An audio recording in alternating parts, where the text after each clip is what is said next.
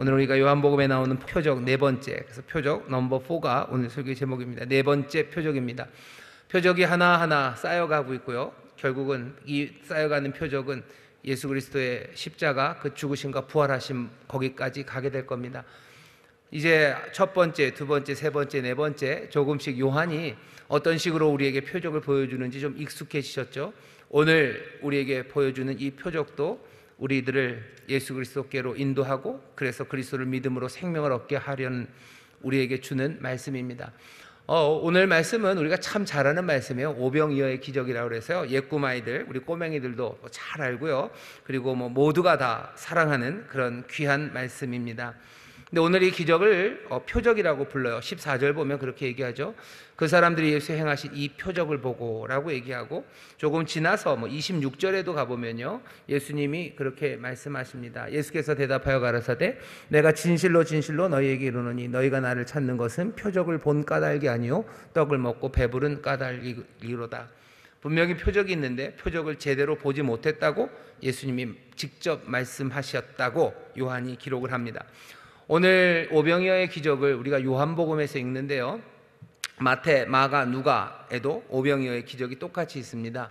그 똑같은 기적을 마태, 마가, 누가가 기록한 것과 요한이 기록한 건 조금 느낌이 다릅니다. 어떻게 다르냐면 마태, 마가, 누가, 마태 14장, 누가복음에서는 19장이죠. 그리고 마가에서는 6장에 나오는데 그 세 가지 공통적인 거의 비슷하게 설명을 해요. 뭐냐면 빈들이죠. 빈들에서 날이 저물어 갈 때입니다. 빈들, 날이 저물어 가요. 사람들이 일찍 예수님 말씀 드리려고 많이 모였다가 날이 저물어 가니 하루 종일 먹을 것 없이 굶었습니다. 사람들이 이제 당장 이제 해가 지면 이제 큰일 나죠. 빨리 집으로 가야 되는데, 그러니 제자들이 예수님에게 얘기해요. 빨리 보내시라고, 더 늦기 전에 빨리 보내셔서 사람들 밥도 좀 사 먹게 하시라고 사람들을 보내라고 얘기합니다. 마태, 마가, 누가가 다 똑같아요. 그때 예수님께서 아니 너희가 먹을 것을 주어라 라고 어쩌면 깜짝 놀랄 만한 이야기를 하셔요. 그리고 나서부터 우리가 아는 물고기 2마리, 보리떡 5개가 자기들 중에 있다고, 어떤 꼬맹이가 갖고 왔다는 말은 없습니다. 그냥 우리에게 있는 건 보리떡 5개와 물고기 2마리입니다. 그렇지만 그거 예수님 가지셔서 축사하시고 떼어 제자들에게 주셔요. 그리고 사람들에게 나눠줘라. 사람들이 배불리 먹습니다. 배불리 먹었다는 건 뭘로 확인돼요? 남은 것이 12광주리가 남았어요. 마태, 마가, 누가는 다 똑같이 이렇게 이야기를 합니다. 그러니 느낌은 좀 이런 거예요. 뭐냐 하면 여기 불쌍한 사람들이 있죠. 빈들에 불쌍한 사람들, 배고픈 사람들, 그냥 가면 허기져서 쓰러질 만한 이 불쌍한 사람들을 그냥 보내지 않으시고 먹이시는 하나님의 아들이신 예수 그리스도의 권세, 그 능력, 그리고 그 사랑이 보입니다. 책임감이죠. 그냥 보내지 않으셔요. 내 양 먹여야 돼요. 하나님께서 직접 목자가 되시겠다고 에스겔서에서 예언한 것처럼 내 백성, 내 양들이 유리하고 방황하고 배고 앓고 쓰러지고 이스라엘에 세워둔 목자들이 그 일 못하니 이제 내가 목자가 되어서 이 유리하는 양들을 내가 먹이겠다고 말씀하셨는데, 정말로 빈들에 허기져서 가야 되는 하나님의 백성들을 예수 그리스도께서는 그 능력과 긍휼하심으로 먹이십니다. 그리스도가 먹이시고 예수님이 먹이시고 먹이는 그 일을 제자들에게 감당하게 하셔. 그러니 제자들은 또 자기들이 먹입니다. 그러니 마태, 마가, 누가 공관복음에서 그 오병이어의 기적이 보여주는 건 분명해요. 하나님의 긍휼하심, 그리고 그 권세가 예수 그리스도 안에서 나타나고요, 그리고 그 권세와 그 능력의 일을 제자들에게 맡깁니다. 그러니 우리가 가진 것 보리떡 5개, 물고기 2마리밖에 없어도 하나님의 긍휼하심과 그 능력을 믿고 우리도 먹이는 일, 그 일을 하러 나가면 돼요. 먹이러 나가는 그 일에 당연히 예수 그리스도가 그 중심에 서셔야 됩니다. 하늘을 축사하시고 떼어 내어 주시는 그 사랑이요. 분명히 축사하시고 떼어서 우리에게 주시는 건 당연히 이건 성찬의 이야기입니다. 떡을 떼어서 사람들에게 나눠주신 것처럼 어쩌면 예배하는 그 자리에 다시 한번 우리는 소명을 받아요. 예배하는 자리에 하나님의 긍휼하심을, 예배하는 그 자리에서 하나님이 우리에게 주신 능력으로 충만해져서 어쩌면 방황하고 있는 많은 사람들, 유리하고 걸식하는 그 하나님의 백성들을 먹이는 일, 은혜를 베풀고 능력으로 건져내는 그 일을 우리가 감당해야 합니다. 그게 마태, 마가, 누가에서 우리에게 주는 교훈입니다. 그런데 요한복음은 그거랑은 조금 다릅니다. 내용은 같은데 우리에게 말하려고 하는 게 좀 달라요. 디테일이 여러 군데서 다른데 먼저는 빈 들인 건 맞는 것 같아요. 왜냐하면 여기 디베랴 바다 건너서라 그러죠. 바다 건너갑니다. 큰 무리가 따르니 뭐죠? 죄송합니다. 1절입니다. 그 후에 예수께서 갈릴리 바다 곧 디베랴 바다 건너편으로 가셨어요. 건너편으로 가셨습니다. 이 건너편이 어딘지 모르겠는데 동네 이름이 안 나와요. 그냥 가버나움으로 가셨다 그러면 될 것 같고, 아니면 무슨 다른 동네 이름 얘기하면 데가볼리 뭐 다른 동네 이름 말하면 되는데 그냥 바다 건너 가셨대요. 지명이 안 나오는 거 보면 아마 이름이 없는 곳일 겁니다. 이름이 없는 곳이면 빈들이에요. 예수님 빈들로 가셨고 아마 언덕 산이 있었겠죠. 사람들이 그리로 나옵니다.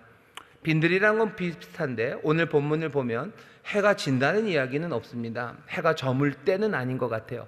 아예 그 말이 없고 오히려 사람들이 많은 무리가 예수님에게 오고 있다고, 오는 것을 보시고 하는 말씀이에요.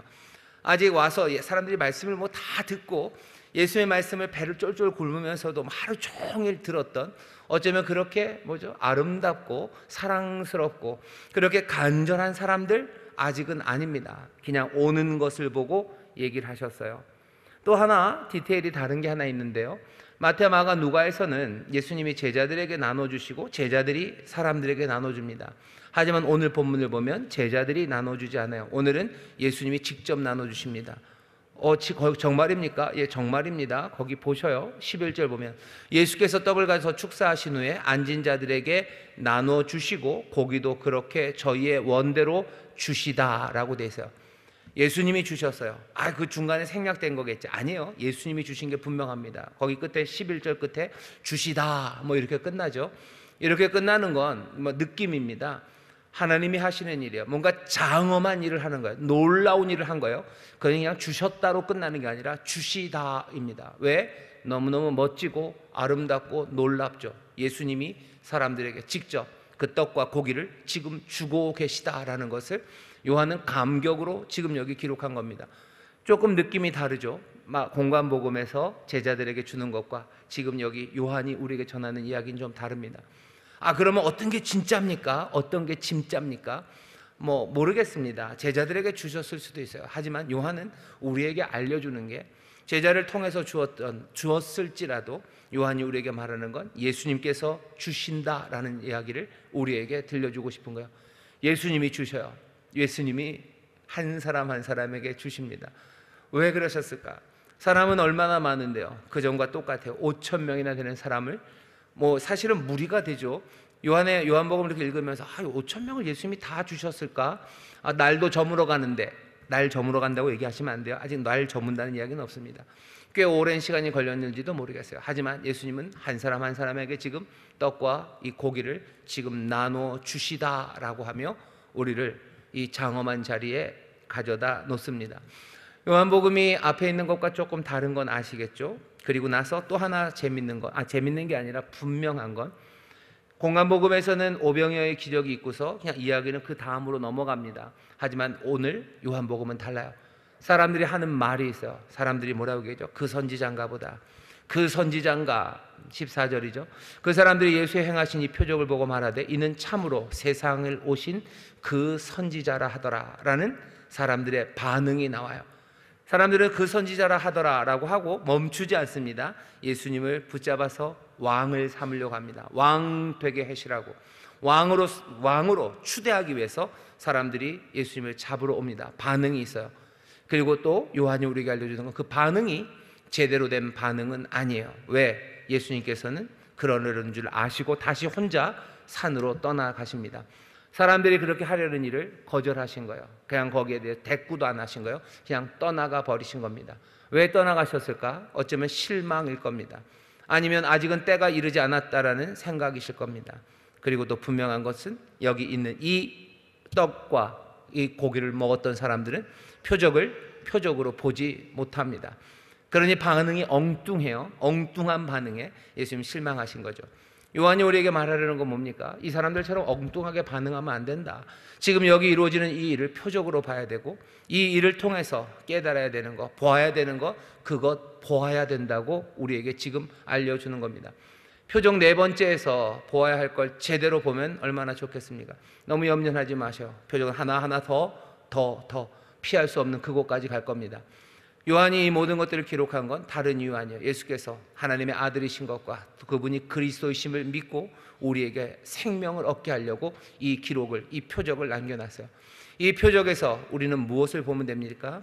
예수님이 하나님의 아들이시고 그리스도이심을, 그래서 그분을 믿고 생명을 얻는 그 길을 우리가 발견하면 됩니다. 그 목적을 이루기 위해서 요한이 공간복음서에 있는 기록과는 조금 다르게 더 많은 디테일, 반응들을 우리 앞에 지금 내어놓습니다. 오늘 금요일 이 밤에 오신 여러분들, 오병이어의 기적에 대해서 잘 아실 거예요. 공간복음과 요한복음이 다른데 오늘은 요한복음에 있는 말씀을 통해서 우리 모두가 다 표적을 제대로 보게 되기를 주의 이름으로 축원합니다. 자, 또 뭐가 다른지 아십니까? 공간복음에서는 이 기적이 언제 일어났는지 시간을 얘기하지 않아요. 근데 오늘 본문을 보면 이 기적이, 이 표적이 언제 있었는지 그 시간을 말합니다. 6장 1절부터 제가 읽겠습니다. 그 후에 예수께서 갈릴리 바다 곧 디베랴 바다 건너편으로 가심에 큰 무리가 따르니 이는 병인들에게 행하시는 표적을 보미러라. 예수께서 산에 오르사 제자들과 함께 거기 앉으시니 마침 유대인의 명절인 유월절이 가까운지라. 아직 유월절은 안 됐습니다. 유월절 명절은 아니에요. 근데 일부러 뭐래요? 유월절이 가깝다고 일부러 유월절 이야기를 해요. 왜 유월절이라는 말을 하고 싶은 거죠? 아직 유월절이 안 됐으면 안 말해도 되는 것 아닙니까? 근데 뭐 여기서 먹는 게 그렇게 중요하다고 유월절 이야기를 합니까? 요한은 지금 우리에게 이 표적으로 나타난 오병이어의 기적을 유월절과 연결시키라고 우리에게 지금 요구하는 겁니다. 유월절과 연결시키래요. 이건 지금 처음 듣는 이야기는 아닙니다. 바로 앞에 2장에서 우리는 유월절, 요한복음에 나오는 첫 번째 유월절에 관한 이야기를 들었어요. 첫 번째 유월절에 예수님께서 하신 일은 예루살렘에 가셔서 성전을 다 정화하신 일이에요. 성전에서 장사하는 사람들 다 쫓아내고 성전을 헐라고 내가 3일 만에 다시 짓겠다고, 그것이 당신의 몸인 것을 사람들은 그때는 모릅니다. 첫 번째 유월절이 있었어요. 그리고 이제는 두 번째 유월절입니다. 이제 한 번 더 나올 겁니다. 세 번째 유월절, 그때는 예루살렘에서 어마어마한 일이 있을 겁니다. 요한은 우리에게 유월절 하면서 자꾸 우리의 생각을 피할 수 없는 곳으로 몰아가고 있는 거예요. 예수님이 하신 일들, 예수님의 말씀들, 사람들은 자기의 의미대로 받아들일 수 있고요, 예수님에 대해서 자기 생각들을 가질 수 있어요. 여기 오늘 본문에 나오는 이 사람들은 그냥 예수님은 우리를 배부르게 하시는 분, 그래서 그 선지자, 임금이 될 만한 분, 그렇게 예수님을 이해하고 예수님의 의미를 자기 나름대로 그렇게 찾아갑니다. 하지만 요한은 그렇게 하지 말라는 거예요. 자꾸 유월절 이야기를 합니다. 앞으로 한 번 더 있을 유월절, 하지만 지금은 두 번째 유월절과 관련되어 있는 겁니다. 두 번째 유월절에 예수님은 아주 특별한 방법으로 사람들을 먹이셨다고 우리에게 지금 전하며 유월절의 의미를 오늘 이 표적, 이 기적과 연결시키게 하는 거예요.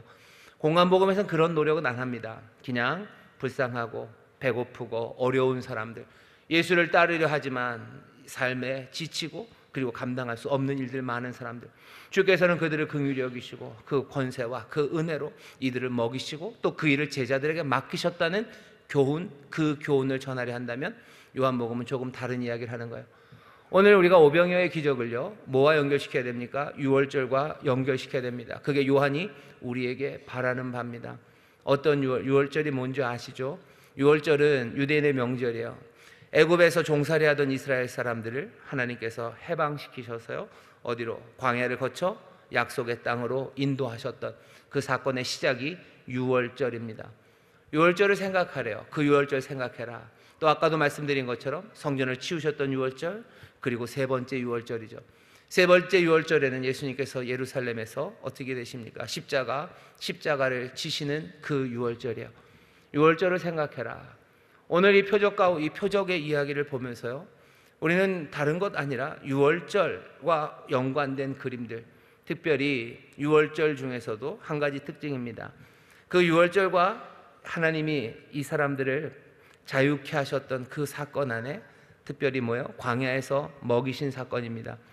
광야를 방황하는 동안 하나님이 그들에게 하늘의 떡을 먹이셨어요. 하늘의 떡을 먹이셨다. 누가? 하나님이 먹이셨어요. 하나님이 먹이셨는데 이 만나를 주실 때 사람들이 너무너무 예뻐서 하나님이 만나를 주신 건 아닙니다. 이 사람들이 광야로 나와서요, 애굽에서 먹을 것들 갖고 나왔죠. 근데 금방 떨어졌습니다. 들고 오면 뭐 얼마나 들고 왔겠어요. 아마 가나안 땅으로 간다는 이야기를 들었으니 챙기면 한 달치나 챙겼을까? 그냥 가지고 올 수 있는 만큼 그냥 그 밤에 들고 나왔는데 먹을 것 떨어지니 불평합니다. 하나님의 기적을 보았는데도, 애굽에서 그렇게 자기들을 끌어내시고 홍해에서 홍해를 가르시고서 홍해 바다를 건너게 하셨는데도, 홍해 바다의 모든 애굽의 군대들을 다 수장시켜서 이 사람들이 하루 종일 그 홍해 바닷가에서 춤췄던 사람들이 배고프고 힘들어지니 하나님 앞에 불평하고 불만을 토해내기 시작했어요. 하나님이 그때 주신 게 만납니다. 궁금하기는 해요. 저도 사람들이 불평하지 않았으면 하나님은 도대체 그 광야에서 이 사람들을 어떻게 먹였을까? 아마 더 좋은 것으로 먹이셨을 거예요. 어쩌면 만나보다 더 위대한 것으로 먹이셨을 겁니다. 근데 이 사람들이 불평하고 또 원망했을 때 하나님이 만나를 주셨었어요. 어떻게 보면 이 땅에 하나님의 생명의 떡, 은혜가 누구에게 임합니까? 하나님의 세상을 이처럼 사랑하시는데, 이처럼 사랑하셔서 독생자를 주시는데요, 그 세상은 하나님의 은혜에 감사하고 감격하고 순진무구하고 어마어마한 아름다움으로 살아가는 사람들을 하나님이 사랑하셔서 그 사람들에게 은혜를 주시는 게 아니에요. 어둠에 있었던 사람들이고 배신했던 사람들이고 말도 안 됐던, 바울식으로 말하면 죄인이었던 우리들, 하나님과 원수되었던 우리들을 사랑하셔서 하나님이 은혜를 주시고 하나님의 선물을 주시는 거죠. 광야에서 만나를 주셨을 때도 이 사람들 불평하고 원망하는 사람들이었습니다. 하나님의 만나를 하나님의 선물을 받기에 사실 합당하지 않은 사람들, 하지만 그럼에도 불구하고 하나님이 그 광야에서 이들에게 떡으로 먹이셨습니다. 유월절을 생각하셔요. 광야, 빈들, 그곳에 나온 사람들, 예수님이 그들을 먹이셔요. 어떤 사람들이길래? 공간복음에는 그래도 그 사람들에게 약간의 덕이 있습니다. 그죠? 아침 일찍 와서 예수님 말씀 꼼짝도 안 하고 들었던 사람들, 게다가 약점도 덕이라면 덕이죠. 집은 멀고 저물고 배고픈 사람들, 어쩌면 먹여야만 될 사람들이었어요. 하지만 여기는 아닙니다. 그냥 예수님에게 왔을 뿐이에요. 이 사람들이 뭐 하는 사람들인지 모릅니다. 그런데 예수님이 이들을 먹이기 시작하십니다. 오병이어의 기적의 이야기가 이제 5절부터 시작이 되죠. 예수께서 눈을 들어 큰 무리가 자기에게로 오는 것을 보시고 빌립에게 이르시되 우리가 어디서 먹을 떡을 사서 이 사람들로 먹게 하겠느냐. 난데없이 갑자기 그냥 떡을 주신대요. 말씀을 오래 잘 들은 사람도 아니고 해가 져서 가야 되는 사람도 아닙니다. 그런데 예수님이 그냥 떡을 주시겠답니다. 만나를 내리실 때도 마찬가지예요. 그러니까 6월절 만나를 생각하시면 돼요. 공간복음에 저물 때 하루 종일 있다가 배고픈 사람, 그 사람들의 이야기가 아닙니다.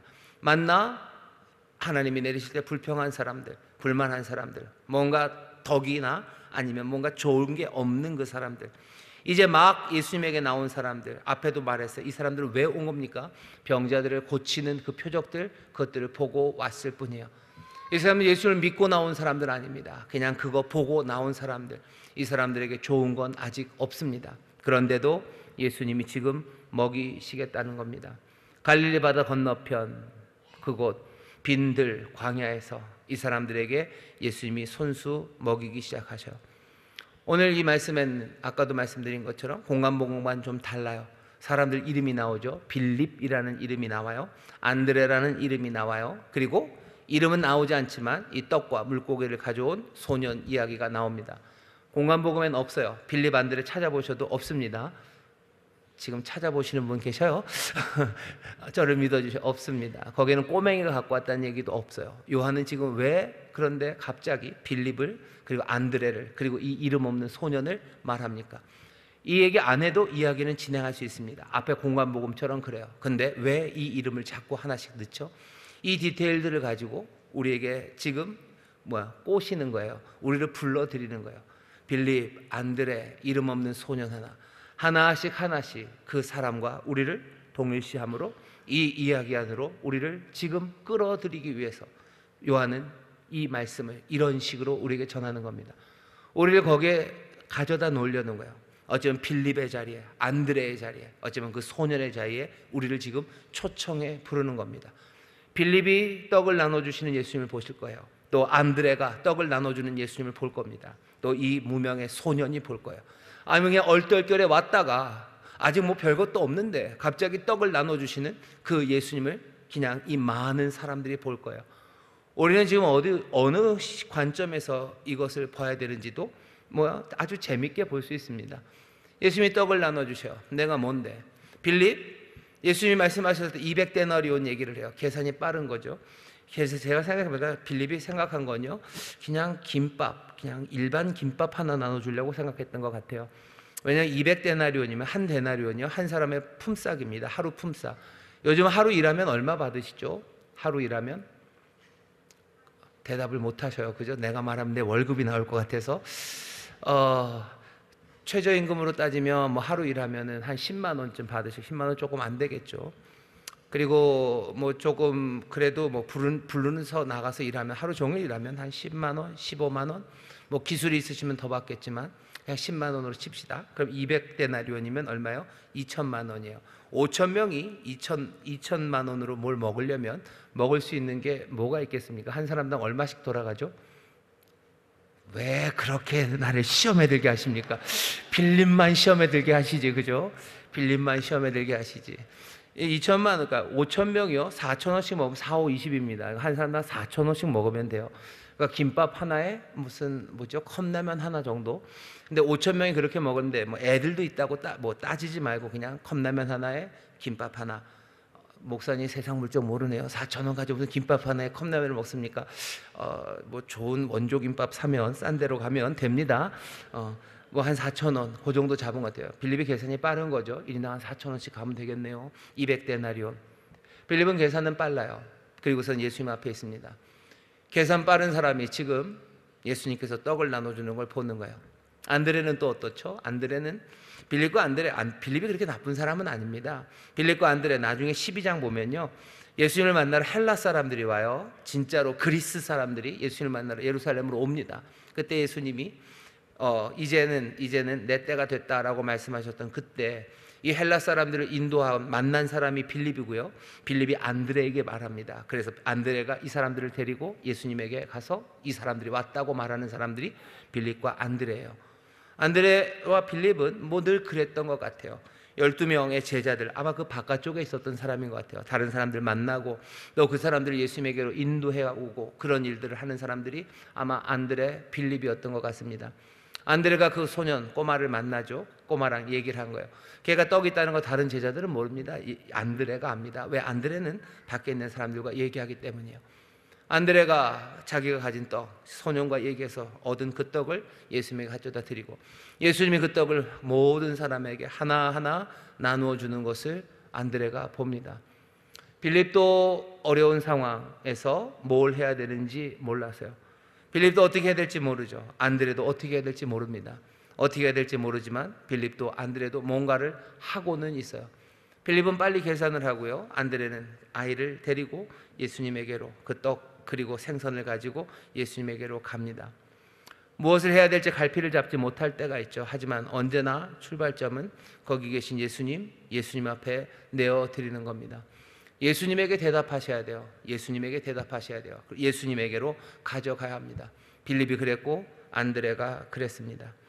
우리도 어떤 때는 예수님이 하시는 말씀을 감당하기 위해서 뭘 해야 될지 모를 때가 많아요. 하지만 그때도 우리가 가진 것, 어쩌면 우리가 가진 대답들, 우리가 만난 사람들, 아니면 함께 들고 있는 무언가, 그것을 가지고 주님 앞으로 나가야 됩니다.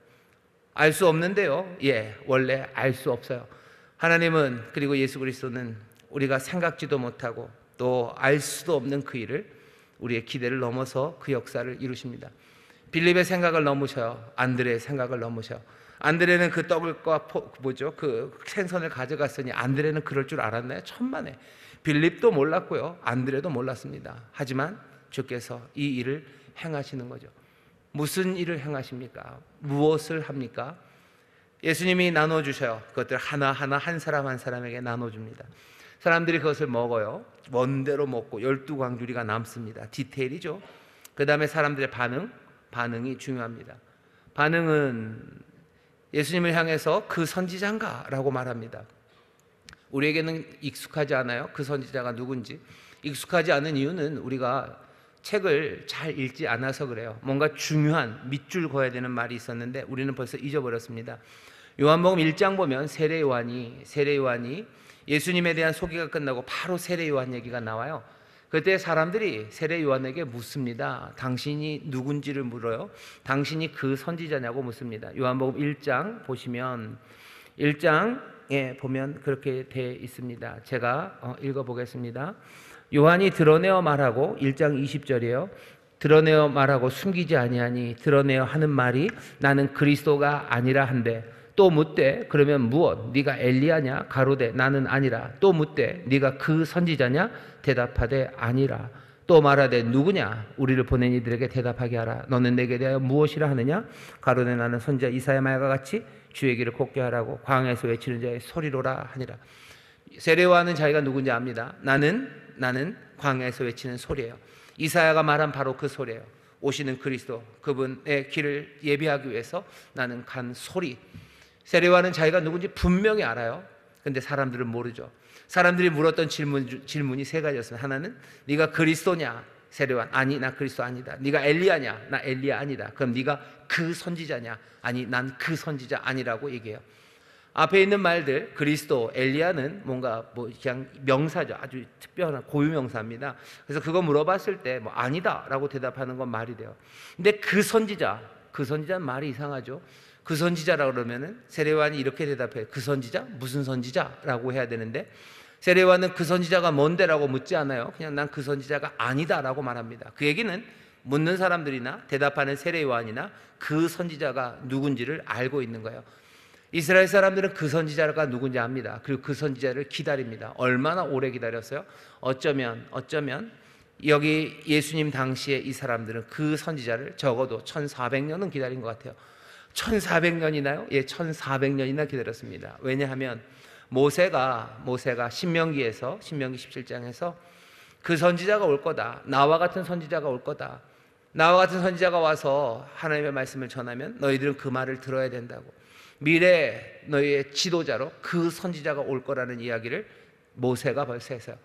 그러니 사람들은 그 선지자, 이스라엘의 선지자들이 많았지만 그래도 그 선지자를 기다립니다. 게다가 로마의 속국이 되고 그 전에 바벨론에게 깨지고 그 전에 북이스라엘 아수르에게 무너지고 그냥 자기들의 미래가 암울해졌을 때 이 암울한 세상에 하나님의 말씀이 임하고 우리에게 미래를 열어줄 그 선지자, 모세와 같은 선지자, 그 선지자를 기다리는 거예요. 왜? 모세는 이스라엘 백성을 압제 애굽에서 구원해냈던 지도자이기 때문이에요.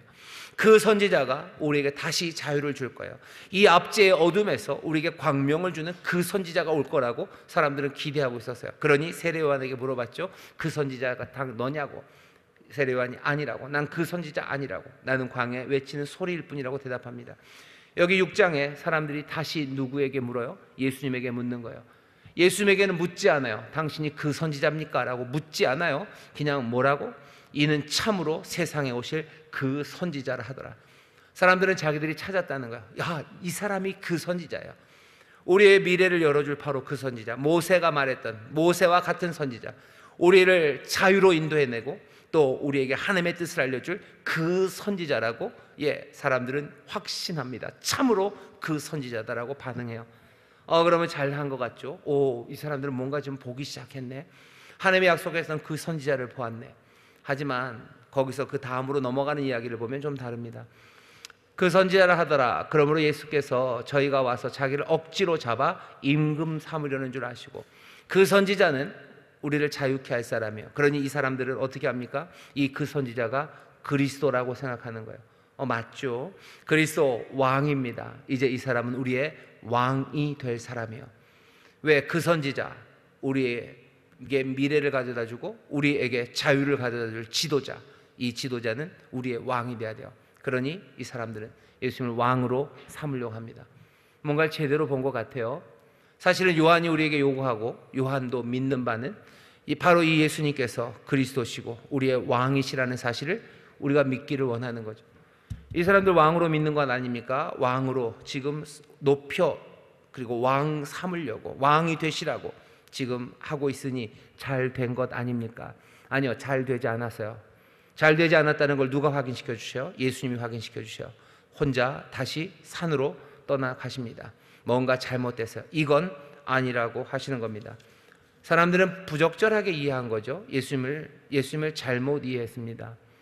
왜, 뭐가 그렇게 잘못 이해했습니까?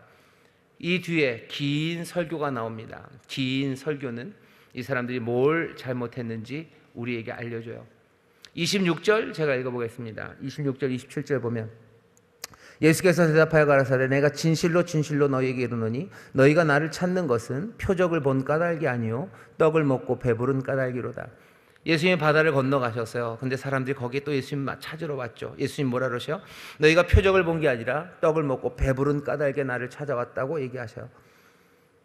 먹는 양식을 위하여 일하지 말고 영생하도록 있는 양식을 위하여 하라. 이 양식은 인자가 너희에게 주리니 인자는 아버지 하나님의 인치신 자니라. 예수님이 26절에서 예수님을 찾아온 사람들을 야단치는 게요, 좀 매몰차입니다. 그죠? 멀리 찾아왔어요. 바다를 건너 찾아왔습니다. 근데 예수님 표적을 본 게 아니라 니들 그냥 배불러서 온 거지라고 아주 차갑게 얘기를 하셔요. 좀 심하게 들리는 예수님의 경고입니다. 하지만 여러분들 예수님의 이 경고를 예수님이 너무 매몰차다라고 얘기하지 마셔요. 그래도 뭐 배고파서 올 수도 있는 거지. 그런 기적을 봤으니 이 사람들 배불러 온 거 아닌가? 불쌍한 사람들 예수님 왜 이러실까? 여러분 이 사람들 그렇게 불쌍한 사람들 아닙니다. 15절 생각하시면 돼요. 예수님을 왕으로 삼으려고 했던 바로 그 사람들입니다. 왕으로 삼으려고 했어요. 그냥 먹을 게 없어서 배고파서 나온 게 아니에요. 왕으로 삼으려고 온 겁니다. 왕으로 삼으려고 온 게 뭐가 그렇게 잘못됐나요? 이 사람들은 속셈이 있는 거죠. 순진무구한 사람들 아니에요. 어쩌면 이 예수님은 다른 왕들과 똑같이, 아니 어쩌면 다른 왕들보다 훨씬 더 강력한 능력으로 강력한 왕이 될 거라고 생각을 하며 왔을 뿐입니다. 예수님이 매몰차게 대한 것에 대해서 너무 섭섭해하지 마셔요. 여기 있는 이 사람들은 그냥 예수님을 이 세상의 왕 중에 하나, 아니면 세상에서 아주 뛰어난 왕 중에 하나, 그렇게 생각하며 온 겁니다.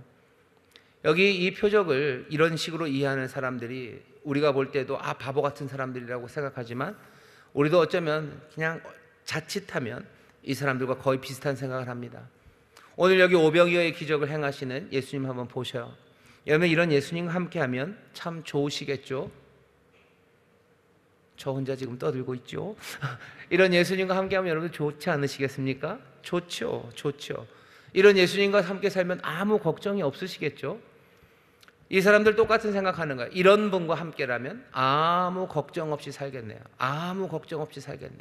이런 양반이 우리의 왕이 된다면 우린 아무 걱정 없이 살겠다. 그러니 이분을 왕으로 삼으면 너무너무 좋을 것 같아요. 그래서 왔어요. 예수님은 거기에 대해서 아니 잘못된 생각이다.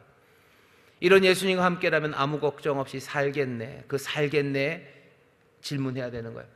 이런 예수님과 우리가 함께하면 아무 걱정 없이 살 겁니다. 어떻게 살 건데요? 살던 대로 살겠죠. 이런 예수님이 함께 하신다면 그냥 살던 대로 사는 그 방식이 훨씬 더 잘 될 것 같은 거예요. 그냥 세속적인 삶이에요. 이전까지 삶의 방법이에요. 어둠의 삶 아니면 이전의 삶, 그것이 이분이 계시면 그냥 잘 될 것 같습니다. 그러니 왕 삼으려고 하는 거예요. 오늘 이 표적이 우리에게 보여주는 건 이런 예수님이 우리와 함께 하신다면 우리가 아무 걱정 없이 예전에 살던 방식, 그 방식대로 잘 살 수 있을 거라는 게 아니라 이런 예수님과 함께라면 내가 새롭게 살 것에 대해서 기대해야 되는 겁니다. 이런 예수님과 함께라면 내가 새 세상을 살겠네요. 내가 이런 예수님과 함께라면 내가 하나님의 자녀로 살 거고, 내가 이런 예수님과 함께라면 정말로 참된 삶, 영생을 살 거라고 다른 꿈들을 꾸셔야 돼요. 오늘 이 본문에서 우리에게 요구하는 바는 예수님이 우리에게 무엇을 해줄 수 있는지 그것을 보게 하는 건 아닙니다. 오늘 이 본문이, 이 표적이, 이 기적이 우리에게 요구하는 바는 예수님이 누구신가 하는 것, 그것을 보게 하는 거예요. 6월절 그 광야에서 떡을 먹이신 분이 누군지 보라는 거예요. 이분이 우리에게 떡을 주셨다가 아니라 떡을 주신 이분이 누군가 하는 거죠. 광야에서 떡을 주셨던 그분은 하나님이셔요. 하나님이 떡을 주셨어요. 요한이 얘기하는 거죠. 하나님이 떡을 주신다예요. 주시다. 왜? 요한은 이 광야에서 떡을 한 사람 한 사람에게 주시는 그 예수님에게서 말씀이 육신이 되어 우리 가운데 거하신 분, 독생하신 그 하나님이, 그 하나님만이 보이신 그 하나님을 지금 보고 있기 때문이에요. 하나님이 광야에서 그 백성에게 떡을 먹이시듯 여기 예수 그리스도, 이 놀라우신 하나님 말씀이 지금 광야에서 빈들에서 사람들에게 떡을 먹이시다라는 거예요. 하나님이 보여야 되는 거예요. 하나님이 생명의 떡이. 그래서 뭔가요? 그래서 그분을 믿음으로, 그분이 우리에게 가져다 주시는 새로운 삶, 그 광명한 빛, 참된 삶, 그 삶으로 나갈 것들을 꿈꿔야지. 내가 이제껏 살던 것에서 내가 이제 잘 살겠네를 기대하는 것, 그것이 오늘 이 말씀이 우리에게 요구하고 우리가 보아야 되는 표적, 그 표적이 아닙니다. 새로운 유월절을 보라는 새로운 출애굽이 그 앞에 펼쳐지고 여기 하나님이 계시다는, 여기 하나님이 계시다. 그러니 어떻게 해야 돼요? 이 하나님을 믿고 이 하나님이 주시는 생명 안에서 새롭게 살아가길 바라는 거지. 지금 우리가 받는 떡, 그리고 우리에게 주시는 것, 그것 받아서 내가 이전에 살았던 내 삶의 방식으로 살겠다는 것, 그것은 아닙니다. 왕으로 삼을렸던 사람들은 그렇게 온 거예요. 지금은 어려우니 그죠? 예수님이 우리를 도와주시면 그냥 이 땅에서 잘 살 수 있을 것 같아요. 아니, 이 땅에서 살라고 부르시는 게 아니죠. 지금 하나님이 오셔서 떡을 나눠주시고 하나님이 오시며 새 세상을 만드셨어요. 새 삶을, 그리고 전혀 새로운 세상을 살아가라고 지금 우리를 부르시는 겁니다. 표적을 우리는 봐요. 하나님이 우리를 지금 먹이셔요. 우리를 먹이시는 분은 하나님이십니다. 하늘로부터 내려온 생명의 떡이요, 내게 오는 자 결코 줄이지 않는다고, 나를 믿는 자 영원히 목마르지 않다고 하시는 그분이 지금 떡을 주시는 겁니다. 생명의 떡, 그 떡이 우리에게 임합니다. 우리는 어떻게 해야 돼요? 그 생명의 떡을 영접하셔요. 그럼 어떻게 됩니까? 전혀 다른 삶을 살아가는, 우리는 전혀 다른 삶을 살라고 지금 부르시는 주님 앞에 선, 하나님 앞에 선 사람들입니다. 믿고 영생을 얻을 거예요. 믿음으로 새 삶을 살아갈 겁니다. 이 새 삶은 우리가 이전에 살았던 삶들, 거기에서 성공하는 뭔가가 아니에요. 전혀 다른 하늘로부터 오는 삶, 또 예수 그리스도의 계명을 지키는 삶, 정말로 주 안에서 하나님 바라시는 귀한 열매를 맺는 풍성한 삶, 그 삶으로 살아가는 겁니다. 오늘 예수님을 바라보면서 여러분들 새 삶을 꿈꾸셔요. 이 땅에서 그냥 잘 되는 것 아니라 생명의 떡, 내가 그 떡을 먹고 이제 전혀 다른 삶, 내가 전혀 다른 기대와 소망으로 살아갈 것들, 그것들을 꿈꾸셔야 됩니다. 점점 표적은 그렇게 쌓여갈 거예요. 마지막 십자가에 그 죽으심과 부활하심을 보는 사람들은 이렇게 나를 사랑하시는 분이 나를 사랑하시면 난 이 세상에서 잘 살 수 있겠네가 아니에요. 위로가 없는 세상에 난 위로받으며 잘 살겠네, 그렇게 끝나는 거 아닙니다. 내가 그 하나님, 그 은혜, 그 그리스도를 내가 영접하면 나는 새 세상, 나는 새 삶을 살아가는 사람들.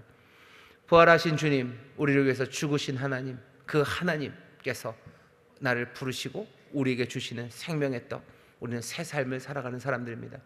오늘 우리가 이 밤에 함께 모여서 기도합니다. 기도할 때 우리가 어쩌면 이 땅에서 잘 살기를, 걱정 없이 잘 살기를 바라는 마음으로 나오셨다면 다시 한번 이 표적을 분명히 보셔요.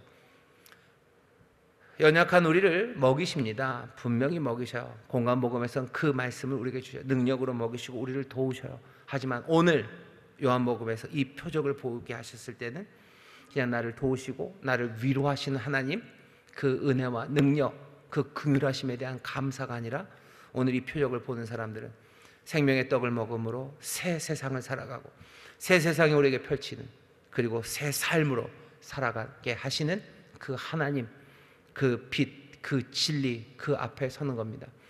새 삶을 꿈꾸셔야 돼요. 새 세상을 보기 시작하셔야 돼요. 그게 이 표적을 보는 사람들, 그 사람들이 삶의 새 빛, 그리고 놀라우신 하나님, 그 안에서 자유함을 꿈꾸는 방식입니다. 생명의 떡을 믿으셔요. 그렇게 믿으면 어떻게 됩니까? 예수와 함께하고 내가 주 안에 있을 때 내가 꿈꾸는 삶들이 달라지기 시작합니다. 이 땅에서 걱정 없이 살겠네가 아니에요. 이 땅에서 편안하게 살겠네가 아니에요. 나는 새 세상을 살겠네. 나는 새 삶을 살겠네. 나는 하나님의 자녀로 살아가기 시작하겠네. 난 영생을 누리며 살아가겠네. 새 노래, 새 꿈들 그렇게 새 비전으로 살아가게 하십니다. 오늘 이 밤에 기도하실 때 정말로 하나님이 나를 도우시고 내 삶을 채우실 것 기도하십시오. 하지만 동시에 요한복음 오늘 이 표적이 말하는 것처럼 새 세상을 꿈꾸기 시작하시고 새 삶을 여러분들 기대하기 시작하셔서 예수님이 우리에게 가져다 주시고 우리를 인도하시려는 그 새로운 세상, 새 삶, 그 영생의 사람들이 되시기를 여러분들 기도하실 때 어쩌면 전혀 다른 감격들, 그리고 전혀 다른 하나님의 자녀의 권세들, 그리고 그 안에서 새롭게 우리 앞에 보이는 여러 가지 순종의 길들과 그리고 역사하시는 하나님의 그 귀하신 은혜가 우리 앞에 보이기 시작합니다. 오늘 이 밤 표적을 보시고 새 세상을 꿈꾸시고 새 삶을 꿈꾸시고 하나님의 자녀의 권세로 살아가는 여러분들 되시기를 주의 이름으로 축원합니다. 기도하겠습니다. 여기 우리 앞에 서신 분, 우리 앞에 떡을 나눠주시는 분이 누구신지 우리가 이제 봅니다. 하나님이 떡을 나눠주십니다. 생명의 떡 우리에게 오셔서 우리에게 자기 자신을 내어주시니 이 떡을 먹는 사람들, 아버지 하나님 정말로 이제 믿음으로 영접하오니 주여 새롭게 살기를, 새 세상을 살기를, 하나님의 자녀의 권세로 살기를 소망하며 또 그 삶을 믿음으로 붙잡는 자들 되게 하여 주시옵소서. 우리가 생각하지 못하는 것, 아버지 하나님 넘어서 역사하시는 하나님을 바라보게 하여 주옵시고 다시 한번 그 하나님의 인도하심, 그 주님의 인도하심 따라 주여 새 생명을 향해 달려나가는 우리 모두가 되게 하여 주시옵소서. 감사드리며 예수님 이름으로 기도하옵나이다. 아멘.